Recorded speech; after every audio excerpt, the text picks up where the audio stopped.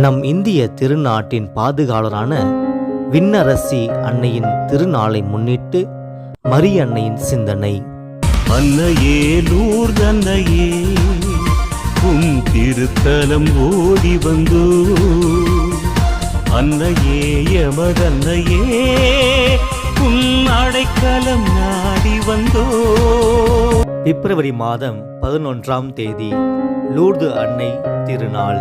1858ஆம் ஆண்டு காட்சிகளின் போது புனித பெர்னதெத் சுபிருஸுக்கு தெரிவிக்கப்பட்ட லூர்து அன்னையின் செய்தி பாவிகள் மனம் திரும்புதல், பிரார்த்தனை மற்றும் தவம் ஆகியவற்றை மையமாக கொண்டுள்ளது.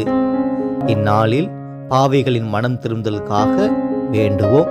நாமும் மனமாறுவோம். வாழ்க மரிய வாழ்க, வாழ்க மரிய வாழ்க.